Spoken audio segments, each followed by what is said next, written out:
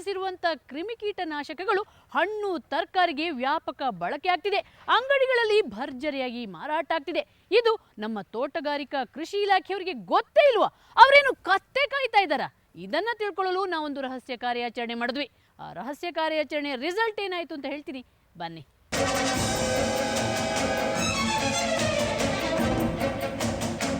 ಅಯ್ಯೋ, ಇದಾರೆ ಅಂತಲೇ ಗೊತ್ತಿಲ್ಲ ರೈತರಿಗೆ. ಗೌರ್ಮೆಂಟ್ ಐತೆ ಅಂತಲೇ ಗೊತ್ತಿಲ್ಲ. ಅವ್ರು ಗೌರ್ಮೆಂಟ್ ಅಧಿಕಾರಿ ಏನಪ್ಪ ಅಂತ ಬಂದಿದ್ದು ನಾನು 20 ವರ್ಷದಿಂದ ಮಾಡ್ತಾ ಇದ್ದೀನಿ. ಇದುವರೆಗೂ ಗೌರ್ಮೆಂಟ್ ಅಧಿಕಾರಿನೇ ಕಾಣೆ. ಅವ್ರು 4 ಗೋಡೆ ಮಧ್ಯೆ ಕೂತ್ಕೊಂಡು ಓದೋರ್ಗೇನೋ ಸ್ವಲ್ಪ ಸಜೆಷನ್ ಕೊಡ್ಬೋದೇ ವಿನಃ ನೇರ ಹೊಲಗಳಿಗೆ ಹೋಗಿ ಫೀಲ್ಡ್ಗೆ ಹೋಗಿ ಆ ಸಮಸ್ಯೆ ಏನು ಎತ್ತ ಅಂತ ತೋಟಗಾರಿಕೆ ಇಲಾಖೆ ಇರ್ಬೋದು, ಕೃಷಿ ಇಲಾಖೆ ಇರ್ಬೋದು, ಯಾರು ಫೀಲ್ಡ್ಗೆ ಹೋಗಿ ಯಾರು ಹೇಳೋದು ಇದುವರೆಗೂ ನಾವು ನೋಡಿಲ್ಲ. ಇವು ನಮ್ಮ ನೊಂದ ರೈತರ ನುಡಿಗಳು. ರಾಜ್ಯದ ಕೃಷಿ ಅಧಿಕಾರಿಗಳು ರೈತರ ಬಳಿ ಹೋಗೋದೇ ಇಲ್ಲ ಬಿಡಿ. ಇನ್ನು ಈ ನಿಷೇಧಿತ ಕ್ರಿಮಿಕೀಟನಾಶಕಗಳ ಬಗ್ಗೆ ಜಾಗೃತಿ ಕನಸಿನ ಮಾತು. ಇಂಥ ಅಧಿಕಾರಿಗಳ ಮುಖವೊಮ್ಮೆ ನೋಡ್ಕೊಂಡು ಬರೋಣ ಅಂತ ನಾವು ಮೊದಲು ಕೃಷಿ ಇಲಾಖೆಯ ನಿರ್ದೇಶಕರ ಬಳಿ ಹೋಗಿ ಕೆಲ ಪ್ರಶ್ನೆಗಳನ್ನು ಕೇಳಿದ್ವಿ. ಮೊನೊಕೊಟೋಫಾಸ್, ಮೆಥೋಬೆರಥಿಯನ್, ಮತ್ತು ಪೋರೇಟು, ಅಲ್ಯೂಮಿನಿಯಂ ಫಾಸ್ಫೈಡ್, ಆಮೇಲೆ ಬೇರೆ ಇನ್ಯಾವುದಿದೆ? ಈಗ ನನಗೆ ಆ ಬ್ಯಾನ್ಡ್ ಕೆಮಿಕಲ್ಸ್ದು ಒಂದು ಸ್ವಲ್ಪ ನನಗೆ ಒಂದು ಮಾಹಿತಿ ಕೊಡ್ತೀಯಾ? ಈಗ ಮೊನೊಕೊಟೋಫಾಸು ಬ್ಯಾನ್ ಆಗಿದೆಯಾ? ಆಗಿಲ್ಲ. ಯಾವುದಾಗಿಲ್ಲ.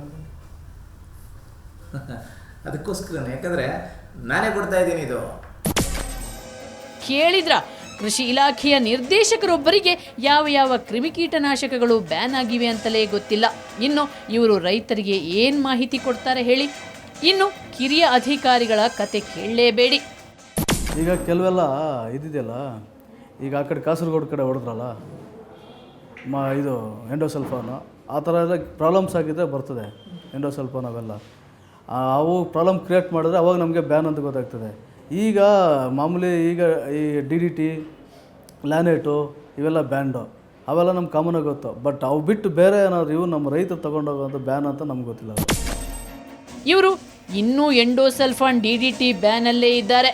ಇಂಥ ಅಧಿಕಾರಿಗಳು ಇಲಾಖೆಯಲ್ಲಿ ಇದ್ರೆ ಮಾಫಿಯಾ ಮಂದಿ ವಿಶಾಲ ನ್ಯೂಕ್ಲಿಯರ್ ಬಾಂಬೆ ಹಾಕ್ತಾರೆ. ಇದೇ DDT, ಎಂಡೋಸಲ್ಫಾನ್ ಬೇರೆ ಬೇರೆ ರೂಪದಲ್ಲಿ ಮಾರುಕಟ್ಟೆಯಲ್ಲಿದೆ ಅನ್ನೋ ಮಾಹಿತಿ ಇವರಿಗೆ ಗೊತ್ತೇ ಇಲ್ಲ ಅನ್ಸುತ್ತೆ. ಇವರ ಈ ದಿವ್ಯ ನಿರ್ಲಕ್ಷ್ಯದಿಂದಾಗಿ ಕಾದಿದೆ ಕರುನಾಡಿಗೆ ಭಾರೀ ಅಪಾಯ. ಅನ್ರೆಗ್ಯುಲೇಟೆಡ್ ಪೆಸ್ಟಿಸೈಡ್ಗಳನ್ನು ನೋಡಿ, ವಿಷವನ್ನು ಯಾರು ಬೇಕಾದರೂ ಎಲ್ಲಿ ಬೇಕಾದರೂ ಕೊಂಡುಕೊಳ್ಬೋದು. ಅದಕ್ಕೆ ಮಾರ್ಬೋದು, ಅದಕ್ಕೆ ಯಾವ ಇದೂ ಇಲ್ಲ.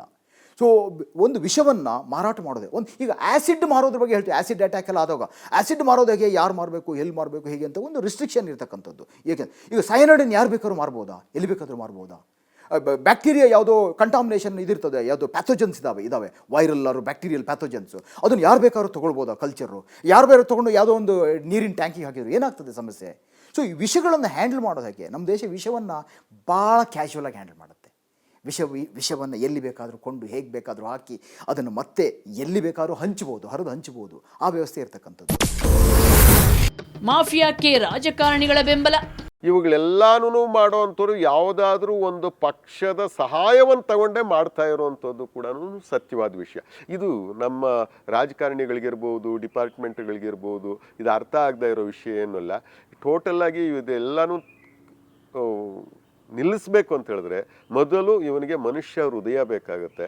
ಮನುಷ್ಯ ಅವನು ಮುಂದೆ ತನ್ನ ಪೀಳಿಗೆಯ ಒಂದು ಇದನ್ನು ನೆನಪಲ್ಲಿ ಇಟ್ಕೊಂಡಾಗ ಮಾತ್ರ ಇವನ್ನೆಲ್ಲ ಮಾಡೋಕ್ಕೆ ಹೋಗೋದಿಲ್ಲ. ಇಲ್ಲ ಅಂತ ಹೇಳಿದ್ರೆ ಇದು ನಮ್ಮ ಇದಿರೋವರೆಗೂ ನಡೀತಾನೆ ಇರುತ್ತೆ. ರೈತರೇ ಕಿವಿ ಮಾತು ಕೇಳಿ.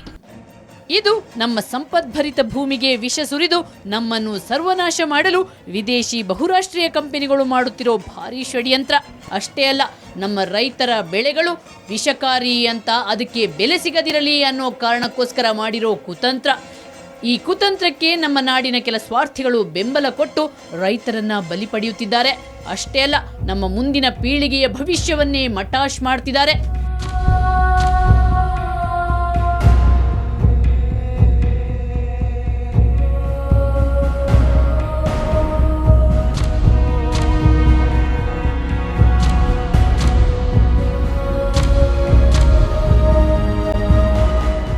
ಕೃಷಿ ಸಚಿವರೇ, ಇಂಥ ಘೋರ ಅನ್ಯಾಯ ಅಕ್ರಮ ನಿಮ್ಮ ಕಣ್ಣ ಮುಂದೆ ನಡೆಯುತ್ತಿದ್ರೂ ಕೂಡ ನೀವು ಸುಮ್ಮನಾಗಿದ್ದೀರಲ್ಲ. ಮುಖ್ಯಮಂತ್ರಿಗಳೇ, ಜನರಿಗೆ ವಿಷ ಉಣಿಸಿ ಜೀವಚ್ಛವ ಮಾಡುವ ಮತ್ತು ಮಕ್ಕಳ ಭವಿಷ್ಯವನ್ನೇ ಕಿತ್ತುಕೊಳ್ಳುವ ಈ ದಂಧೆಕೋರರಿಗೆ ಬ್ರೇಕ್ ಹಾಕಲು ನಿಮಗೆ ಆಗ್ತಿಲ್ಲಲ್ವಾ? ನಿಮಗೆ ನಾಚಿಕೆ ಆಗ್ತಿಲ್ವಾ? ಈಗಲಾದರೂ ಎಚ್ಚೆತ್ತುಕೊಳ್ಳಿ. ಈ ಕರಾಳ ದಂಧೆ ಮಾಡುವ ಕಂಪನಿಗಳಿಗೆ ಬೀಗ ಜಡೀರಿ. ಇದು ಈ ಹೊತ್ತಿನ ಕವರ್ ಸ್ಟೋರಿ. ಮುಂದೊಂದು ಸ್ಫೋಟಕ ಸುದ್ದಿಯೊಂದಿಗೆ ಮತ್ತೆ ಶುಕ್ರವಾರ ಬರ್ತೀನಿ. ಅಲ್ಲಿವರೆಗೆ ನಿಮ್ಮ ಸುತ್ತಮುತ್ತಲೇನಾದರೂ ಅಕ್ರಮ, ಅನಾಚಾರ, ಭ್ರಷ್ಟಾಚಾರ ನಡೀತಿದ್ರೆ ನಮ್ಮ ಈ ವಿಳಾಸಕ್ಕೆ ಬರೀರಿ. ಕವರ್ ಸ್ಟೋರಿ ವಿಭಾಗ, ಸುವರ್ಣ ನ್ಯೂಸ್ 24/7, ನಂಬರ್ 36, ಕ್ರೆಸೆಂಟ್ ರಸ್ತೆ, ಶಿವಾನಂದ ಸರ್ಕಲ್, ಬೆಂಗಳೂರು 1. ನಮ್ಮ ಇಮೇಲ್ ವಿಳಾಸ coverstory@suvarnanews.in. ನೇರ, ದಿಟ್ಟ, ನಿರಂತರ ಸುದ್ದಿಗಾಗಿ ನೋಡ್ತಾರೆ ಸುವರ್ಣ ನ್ಯೂಸ್.